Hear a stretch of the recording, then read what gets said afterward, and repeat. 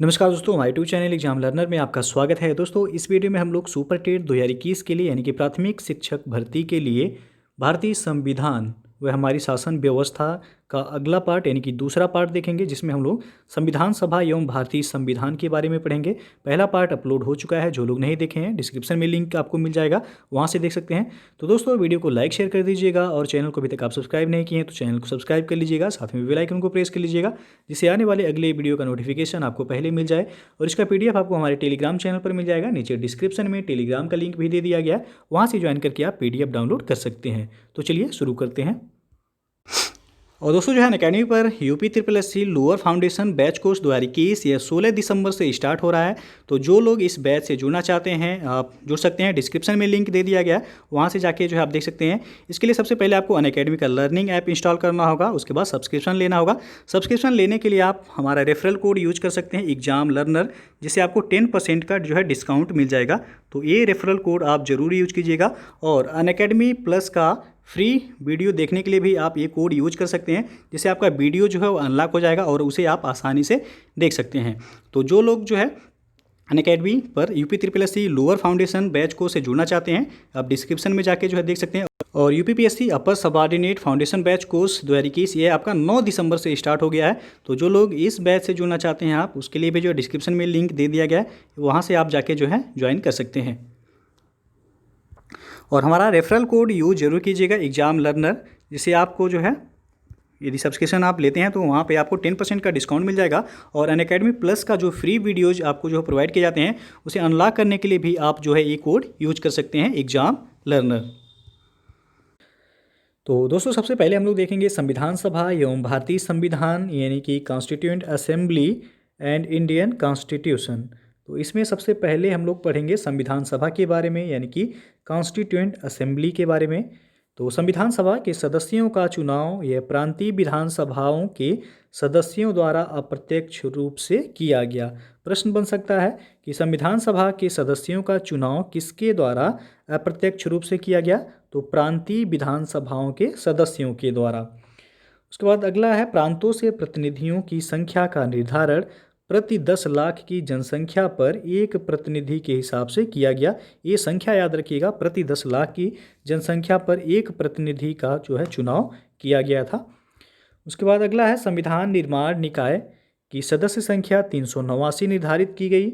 इसमें से 292 प्रतिनिधि ये ब्रिटिश भारत में गवर्नरों के अधीन और 11 प्रांतों से 4 प्रतिनिधि ये चीफ कमिश्नरी के 4 प्रांतों से यानी कि दिल्ली, अजमेर, मारवाड़, कुर्ग और ब्रिटिश बलूचिस्तान और तथा 93 प्रतिनिधि ये भारतीय रियासतों में से थे। कुल टोटल संख्या जो है याद रखिएगा 389। उसके बाद जुलाई 1946 में ब्रिटिश भारत के प्रांतों को आवंटित यानी कि 292 प्लस 4 जो था वह चीफ कमिश्नरी से था। कुल 296 स्थानों के लिए चुनाव हुए, जिसमें 208 सीटें कांग्रेस को और 73 सीटें मुस्लिम लीग ने जीती थीं। उसके बाद अगला है संविधान सभा का विधिवत उद्घाटन यह 9 दिसंबर 1946 को हुआ और 9 दिसंबर 1946 को सच्चिदानंद सिन्हा को अस्थायी अध्यक्ष बनाया गया था। तो पिछली बार सुपर टेट के एग्जाम में यहाँ से जो है प्रश्न पूछा गया था कि संविधान सभा के पहले अध्यक्ष कौन थे।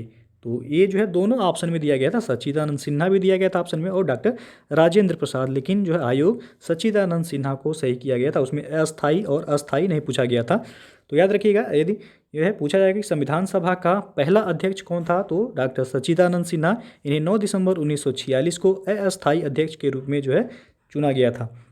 उसके बाद 11 दिसंबर 1946 को डॉक्टर राजेंद्र प्रसाद को संविधान सभा का अस्थायी अध्यक्ष निर्वाचित किया गया था और HC मुखर्जी को उपाध्यक्ष तथा BN राव को संविधान सभा का संवैधानिक सलाहकार नियुक्त किया गया था। तो प्रश्न जो है बन सकता है यहाँ से कि संविधान सभा का संवैधानिक सलाहकार किसे नियुक्त किया गया था, तो BN राव को नियुक्त किया गया था और उपाध्यक्ष HC मुखर्जी को नियुक्त किया गया था। अगला है जवाहरलाल नेहरू ने 13 दिसंबर 1946 को ऐतिहासिक उद्देश्य प्रस्ताव प्रस्तुत किया, जिसे संविधान सभा ने 22 जनवरी 1947 को स्वीकार कर लिया और यही भारतीय संविधान की उद्देशिका बना। तो प्रश्न जो है यहाँ से पूछा जाता है कि उद्देश्य प्रस्ताव किसने पारित किया गया था या किसके द्वारा पारित किया गया था, तो जवाहरलाल नेहरू के द्वारा 13 दिसंबर 1946 को उद्देश्य प्रस्ताव पारित किया गया था, जिसे जो है संविधान सभा ने 22 जनवरी 1947 को स्वीकार कर लिया। और यही उद्देश्य प्रस्ताव बाद में जाकर क्या बना, संविधान की उद्देशिका बना। उसके बाद है अगला आपका संविधान सभा द्वारा गठित समिति यानी कि committees of the constituent assembly. तो यहाँ से भी प्रश्न बनता है आपका कि कौन सी समिति के अध्यक्ष कौन थे। तो सबसे पहले जो है आपका नियम समिति के अध्यक्ष जो बनाए गए थे वह डॉक्टर राजेंद्र प्रसाद बनाए गए थे। संचालन समिति के अध्यक्ष डॉक्टर राजेंद्र प्रसाद। प्रारूप समिति कई बार पूछा गया, डॉक्टर भीमराव अंबेडकर, जिसे जो है प्रारूप समिति को ही आपका पांडुलेखन समिति भी कहा जाता है। तो यदि पांडुलेखन समिति या प्रारूप समिति पूछा जाए तो दोनों एक ही है। डॉक्टर भीमराव अंबेडकर जो है उसके अध्यक्ष थे। संघ संविधान समिति के अध्यक्ष पंडित जवाहरलाल नेहरू थे। और प्रांतीय संविधान समिति के अध्यक्ष जो थे वह सरदार वल्लभ भाई पटेल थे। रियासत समिति यानी कि देशी रियासतों से वार्ता के लिए बनाया गया था रियासत समिति, जिसके अध्यक्ष डॉक्टर राजेंद्र प्रसाद जो है चुने गए थे। तो याद रखिएगा रियासत समिति के अध्यक्ष जो थे वह डॉक्टर राजेंद्र प्रसाद थे। और झंडा समिति इसके भी अध्यक्ष कौन थे, तो डॉक्टर राजेंद्र प्रसाद ही थे। उसके बाद जो है 29 अगस्त 1947 को संविधान के निर्माण हेतु 7 सदस्यीय प्रारूप समिति का गठन किया गया, जिसके अध्यक्ष डॉक्टर भीमराव अंबेडकर थे। तो आपको बता दिया गया प्रारूप समिति के अध्यक्ष या पांडुलेखन समिति के अध्यक्ष कौन थे, तो वह भीमराव अंबेडकर थे। कुल कितने सदस्य थे प्रारूप समिति में, तो 7 सदस्य थे। महात्मा गांधी संविधान सभा के सदस्य नहीं थे, ये जो है याद रखिएगा। उसके बाद अगला है संविधान की विशेषताएं, कैरेक्टरिस्टिक्स ऑफ द कॉन्स्टिट्यूशन। संविधान सभा के संवैधानिक सलाहकार BN राव ने अक्टूबर 1947 में संविधान का प्रथम प्रारूप तैयार किया, जिसमें 243 अनुच्छेद एवं 13 अनुसूचियाँ थीं। जो यानी कि संविधान सभा के संवैधानिक सलाहकार जो थे वह डॉक्टर BN राव थे।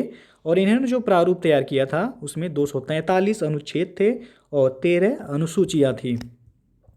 और प्रारूप संविधान यह 4 नवंबर से 9 नवंबर 1948 को पुनः स्थापित हुआ, जिसे प्रथम वाचन कहा गया। और संविधान के प्रारूप के उपबंधों पर खंडवार विचार यह 15 नवंबर 1948 से लेकर 17 अक्टूबर 1949 के मध्य हुआ, जिसे दूसरा वाचन कहा गया। और तीसरा वाचन ये आपका 17 नवंबर 1949 और 26 नवंबर 1949 के बीच हुआ। 26 नवंबर 1949 को संविधान सभा द्वारा निर्मित संविधान अंतिम रूप से स्वीकार किया गया, जिस पर 284 सदस्यों ने अपने हस्ताक्षर किए। इस समय संविधान में 22 भाग, 395 अनुच्छेद एवं 8 अनुसूचियाँ थी। तो प्रश्न जो है बनता है कि संविधान सभा द्वारा संविधान को कब जो है अपनाया गया था, तो 26 नवंबर 1949 को इसे अपनाया गया था। उसके बाद है संविधान के निर्माण में कुल समय कितना लगा, तो 2 वर्ष 11 माह 18 दिन का समय लगा था। इस दौरान कुल 12 अधिवेशन हुए थे।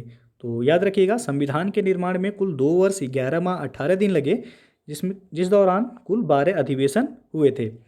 उसके बाद संविधान के कुछ भाग जैसे कि नागरिकता, निर्वाचन, अंतरिम संसद आदि से संबंधित कुल 16 अनुच्छेदों, जिसमें आपका अनुच्छेद 5, 6, 7, 8, 9, 60, 324, 366, 367, 389, 380, 388, 391, 392, 393 तथा 394 को यह 26 नवंबर 1949 को ही लागू कर दिया गया, जबकि शेष अनुच्छेद यह 26 जनवरी 1950 को लागू हुए थे।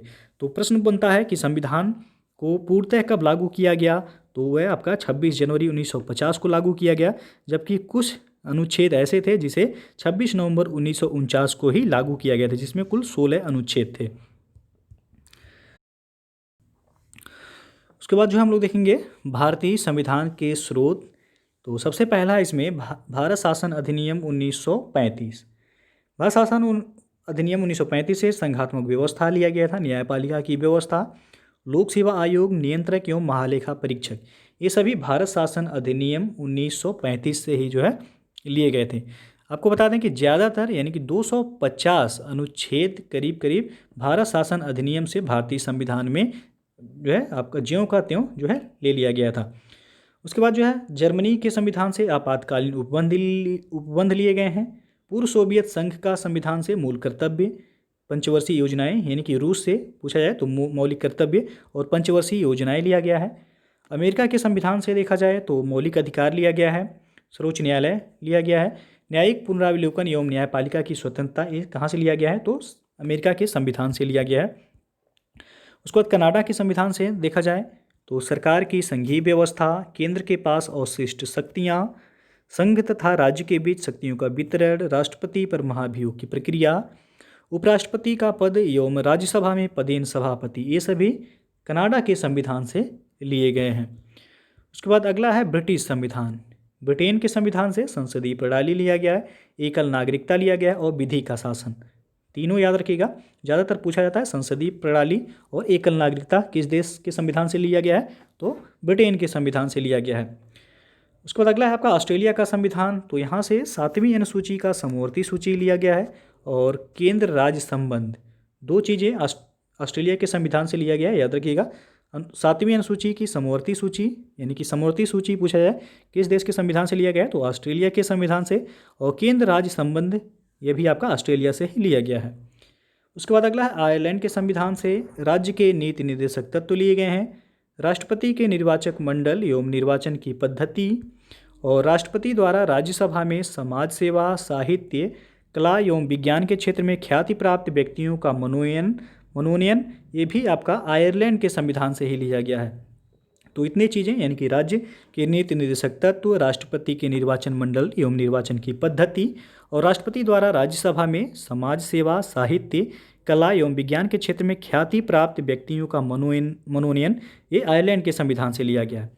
उसके बाद जापान के संविधान से आपका विधि द्वारा स्थापित प्रक्रिया लिया गया है, और दक्षिण अफ्रीका के संविधान से संविधान संशोधन की प्रक्रिया लिया गया है। तो ये हो गए आपके भारतीय संविधान के विभिन्न स्रोत, यानी कि किस देश के संविधान से क्या लिया गया है। यहाँ से भी प्रश्न हमेशा बनता है, तो इसे जरूर याद रखिएगा। उसके बाद जो है हम लोग देखेंगे 42वें संविधान संशोधन अधिनियम 1976 के द्वारा इसमें समाजवादी, पंथनिरपेक्ष एवं अखंडता शब्द जोड़े गए। ये आपका यहाँ से प्रश्न बनता है कि कौन से संविधान संशोधन में समाजवादी, पंथनिरपेक्ष और अखंडता 3 शब्द जोड़े गए। तो 42वें संविधान संशोधन अधिनियम 1976 में जोड़े गए थे।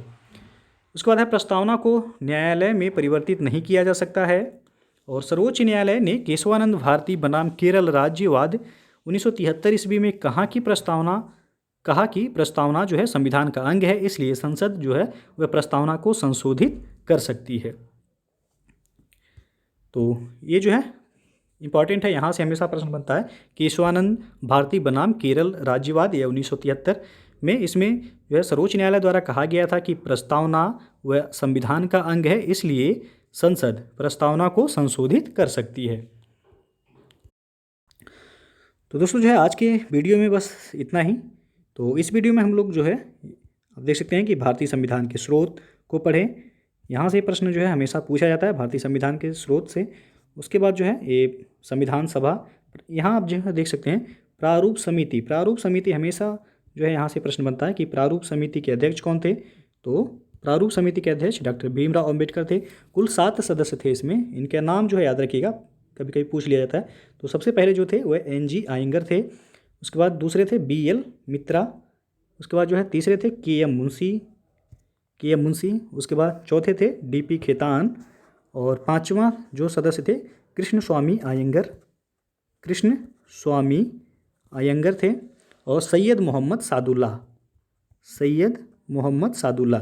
डॉक्टर भीमराव अंबेडकर को लेकर के 7 व्यक्ति थे, जबकि डॉक्टर भीमराव अंबेडकर जो है वह अध्यक्ष थे। बाद में जो है BL मित्रा के स्थान पर एन माधवराज को सदस्य बनाया गया, और DP खेतान के स्थान पर TT कृष्णमचारी को सदस्य बनाया गया था। तो कुल 7 सदस्य थे, इनके नाम जो है याद रखिए, कभी कभी पूछ लिया जाता है। तो आज बस इतना ही जो है।